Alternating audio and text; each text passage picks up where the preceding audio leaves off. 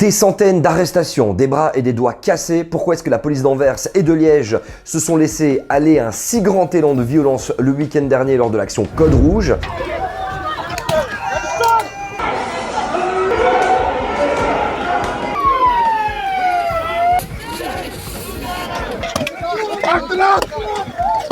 Mais non, j'ai le droit à traduction. Oui, ça je comprends. La gueule.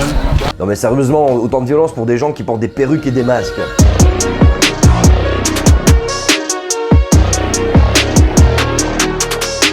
J'avoue, je suis un petit peu de mauvaise foi, ces gens avaient des perruques, des masques, mais surtout des revendications écologiques pour notre avenir commun à tous. Et chez Limite, il nous en faut vraiment pas plus pour titiller notre intérêt, alors on a décidé de se mêler à la fête et de rejoindre le cortège de Code Rouge. Mais avant de vous raconter tout ça, je dois vous expliquer ce qu'est Code Rouge. Donc Code Rouge, c'est un mouvement de citoyens et d'activistes qui est soutenu par un certain nombre d'organisations, Greenpeace, les grands-parents pour le climat, les jeunes pour le climat, le réseau Hades. Et donc c'est un mouvement qui utilise la désobéissance civile. En gros, ce sont celles et ceux qui estiment que ce qui est légal n'est plus forcément aujourd'hui, pour pas mal de secteurs, ce qui est encore légitime. Alors au total, on était sur 1200 activistes pour essayer de faire changer les choses en visant différentes cibles. Donc notre première cible, c'était Total Energy, la seconde, c'était Engie. Ce week-end, la cible était l'un des piliers de notre système écocidaire, Le secteur de l'aviation. Les revendications des activistes et militants de Code Rouge sont claires. Plus de subventions pour le secteur aérien. Comme nous en parlions d'ailleurs dans un talk avec le professeur d'économie de l'ULB, Marek Cudon. Ce fameux histoire du kérosène par exemple qui n'est pas taxé, ça c'est quand même la folie hein, quand on réfléchit par rapport à d'autres modes. Pourquoi c'est pas taxé, tu crois? C'est pas taxé parce qu'il y a une course vers le bas. Il y a une mise en concurrence des États aussi, hein, par des acteurs, des multinationales qui jouent quelquefois ce rôle-là, hein, qui vont voir, on pense à Ryanair par exemple, qui va voir toutes les régions, toutes les villes en disant bah écoutez, vous me donneriez pas un petit accès bon marché, si pas gratuit à vos pistes, et comme ça, vous allez avoir un développement régional. Et donc, il y a une mise en concurrence qui amène à vraiment la course vers le bas, rush to the bottom, et qui fait qu'en fait, on a une législation qui est minimaliste. En Belgique, on parle de 800 millions d'euros par an de cadeaux fiscaux et de subsides au secteur de l'aviation. Les militants de Code Rouge demandent également un investissement massif dans les transports publics et le plus rapidement possible, ainsi que l'interdiction purement et simplement des jets privés. Ah, les jets privés, c'est tellement un débat encore ça aujourd'hui. Vous savez, on fait souvent la remarque aux gens qui sont choqués par l'existence même des jets privés, de cet usage qu'ont les riches, justement que les gens qui sont contre ça seraient en fait contre la réussite économique, qu'on est jaloux en fait. Je suis jaloux, c'est tous des jaloux.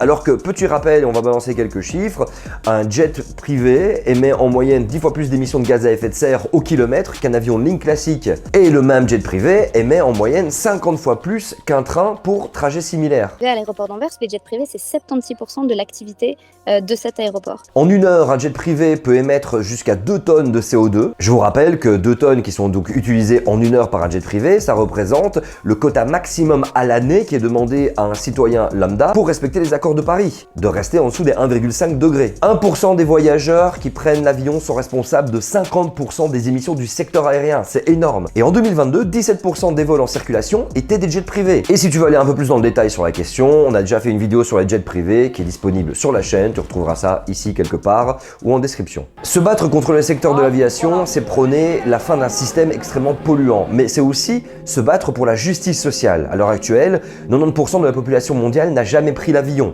Et donc là, on parle des 10% des plus riches, dont, honnêtement, je fais également partie. Et nous, qu'est-ce qu'on fait? On nique littéralement les conditions de vie sur cette terre pour tout le monde, et donc c'est disproportionné pour les 4% de gaz à effet de serre du secteur aérien. C'est un secteur qui émet déjà beaucoup, mais surtout dont les émissions vont probablement faire x3 d'ici 2050, donc c'est un secteur qui a un impact désastreux sur le climat, mais aussi sur les personnes qui habitent autour des aéroports.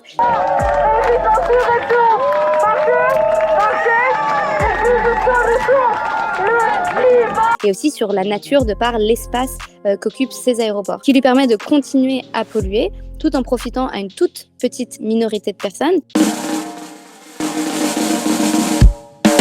Les ultra riches.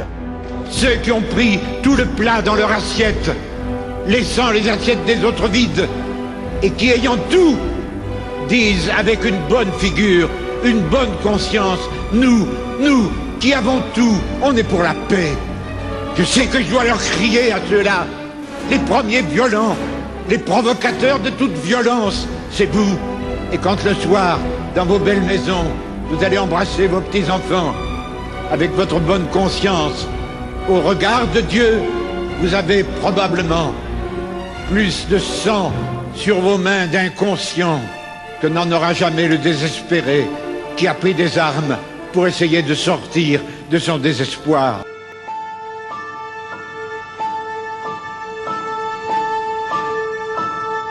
Mais ne nous trompons pas, il n'y a pas de violence qu'avec des armes. Il y a des situations de violence. Il y a tel et tel peuple du monde que je connais très bien, où j'ai été tant de fois, où il n'y a plus aucune espérance. Pour la foule des plus petits, aucune espérance d'apprendre à vivre. Et j'avais crié, vous les riches, il y a des riches qui sont honnêtement riches. Vous avez le devoir de dépenser. Ceux qui stockeraient dans des coffres de banque de l'or, des bijoux, qui les accumuleraient comme un trésor. Car la fortune, dans les temps d'épreuve, doit être partagée, venant au secours en créant des entreprises viables pour donner de l'emploi et du salaire. Et clairement avec leur jet privé qui volent assez souvent avec personne dedans, oui. Et leur trajet Bruxelles-Anvers, oui, des personnes prennent l'avion pour faire Bruxelles-Anvers en jet privé, pour littéralement gagner 15 minutes. Mais évidemment, pour l'instant, et selon les lois qui sont en vigueur et le système comment il tourne, eh ben c'est pas eux qui paieront les pots cassés. Bon bah maintenant que je vous ai bourré le crâne avec ces explications et ces chiffres, retour sur Code Rouge. Et eux au moins pour faire une action Anvers, ils prennent le train.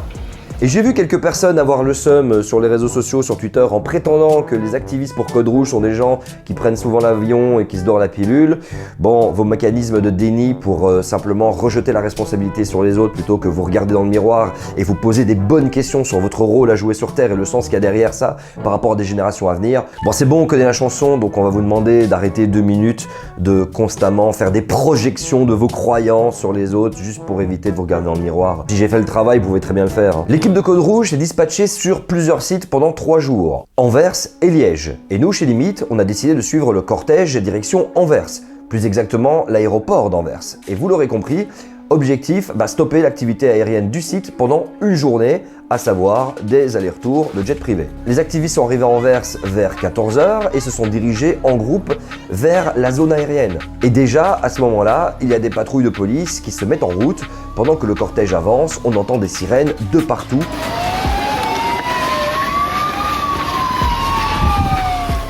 Et là, à ce moment-là, ils sont clairement à la recherche des différents groupes qui sont sortis à des gares différentes autour de l'aéroport. Et c'est à quelques mètres seulement de l'aéroport que des barrages de policiers se forment et que les activistes sont sommés de s'arrêter.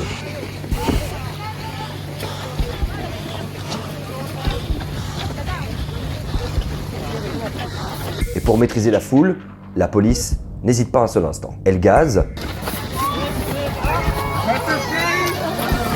La police matraque des activistes pacifistes. Et ce que font les 2 policiers qu'on voit là sur l'image est littéralement stupide. Ils n'étaient même pas 8 pour arrêter 200 personnes. Ils savent pertinemment dans le dispositif qu'il y a des fourgonnettes et des policiers équipés de boucliers un petit peu plus loin qui va permettre d'arrêter le groupe. Mais non, ils tapent et tapent et tapent. Et tu tapes, c'est ta façon d'aimer. Ce rythme qui t'entraîne jusqu'au bout de la nuit. Réveille en toi le tourbillon d'un vent de folie. Ainsi que des journalistes. Moi. Vous allez voir une scène où un policier m'attaque alors que je suis en train de filmer avec tout ce qu'il y a de plus apparent, notamment mon casque pour comprendre que je bosse pour la presse. Et ici vous avez un observateur légal et un autre juste ici. Et le fameux policier en question, c'est lui. Mon plan se coupe pile au moment où il me pousse.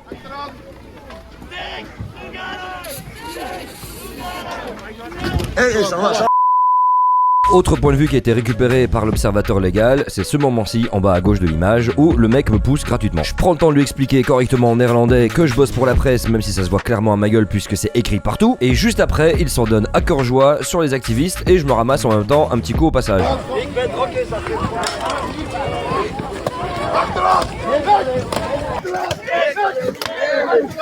Mais de toute façon, qu'on soit un membre de la presse, citoyen ou activiste ou observateur légal, le résultat est le même, ça a été des coups dans tous les sens.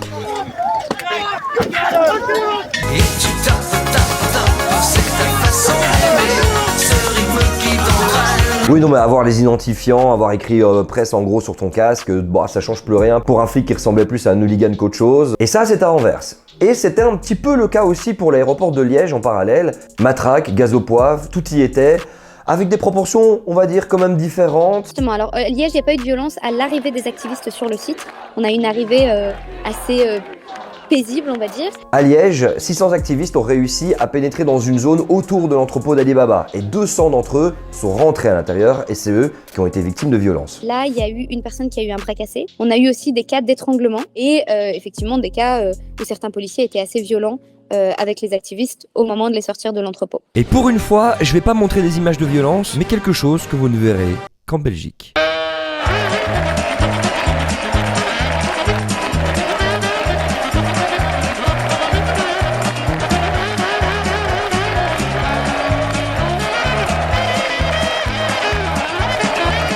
Pendant presque 24 heures, le site a été bloqué. Pour rappel, Alibaba, c'est un géant du e-commerce chinois qui produit à très bas coût des objets qui sont très peu durables et ça représente globalement de toute façon un enfer en ce qui concerne les droits des travailleurs et de l'environnement.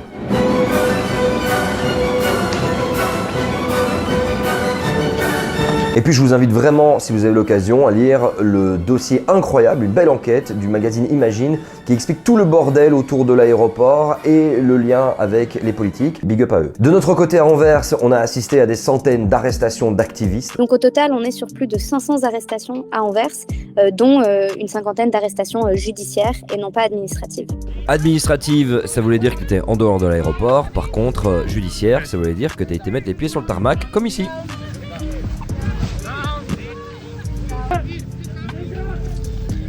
Et la police a même dû demander au service de transport en commun flamand, de Lane, de leur dépêcher les bus, car ils n'avaient en fait pas assez de vannes pour emmener les activistes au poste de police. Et ça a duré jusqu'à la tombée de la nuit. Pendant ce week-end, on a assisté en Belgique à une violence disproportionnée de la part des forces de l'ordre sur des personnes qui défendent tout bonnement et simplement le vivant. Il y a eu une répression policière presque immédiate dans certains cas. Certains activistes ont été arrêtés déjà à la sortie du lieu où ils avaient leur briefing.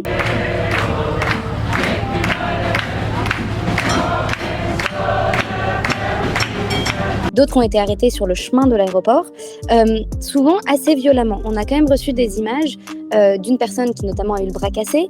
On a reçu des images d'utilisation de matraques, d'utilisation de gaz lacrymogène. Donc il y a quand même eu des violences de la part des policiers qui étaient assez importantes sur les activistes qui visaient l'aéroport d'Anvers. Et là, c'est vraiment intéressant de se questionner 2 minutes. Puis je pense que c'est en fait un choix politique, tout simplement. Et on le voit d'ailleurs dans la différence de traitement de la part de la police des activistes entre la Wallonie et la Flandre.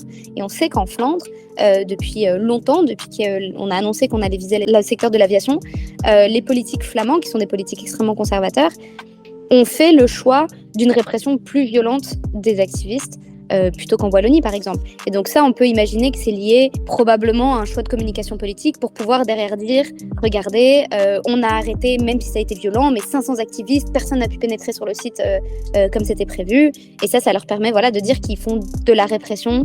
Et ça envoie aussi un message à d'autres activistes qui voudraient faire ce type d'action en Flandre. Ça envoie vraiment un message de dire « Venez pas ici parce qu'il y aura une répression policière forte aussi. » Et tu tapes, c'est ta façon d'aimer. Les porte-paroles de Code Rouge sont d'accord sur une chose.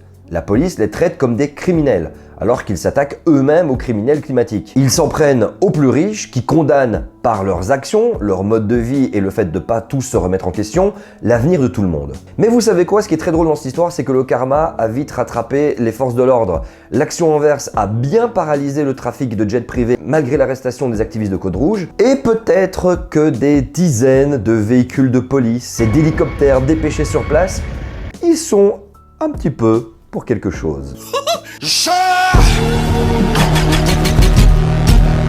Pour Code Rouge, l'objectif est atteint. Édition réussie, bien sûr, malgré les violences policières, réussie parce que grâce à l'annonce en fait des cibles, aucun jet privé n'a décollé ni de l'aéroport d'Anvers ni de l'aéroport de Courtrai. Et puis le blocage du site d'Alibaba a été estimé à peu près autour de 2 millions d'euros de perdus par jour pour Alibaba, donc c'est quand même considérable. Alors je m'adresse à la police flamande d'Anvers et sa région. Merci pour le coup de main les gars.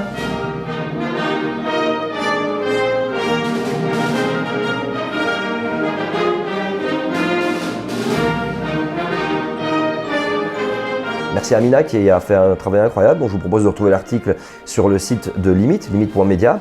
Et quant à nous, on se retrouve très bientôt pour de nouvelles aventures, une nouvelle vidéo. À très bientôt. N'oubliez pas de vous abonner à la chaîne. Vous savez très bien que ça, c'est extrêmement important. Et à très vite sur Limite. Ciao, ciao. We are unstoppable. Another world is possible. We are unstoppable. Another world is possible.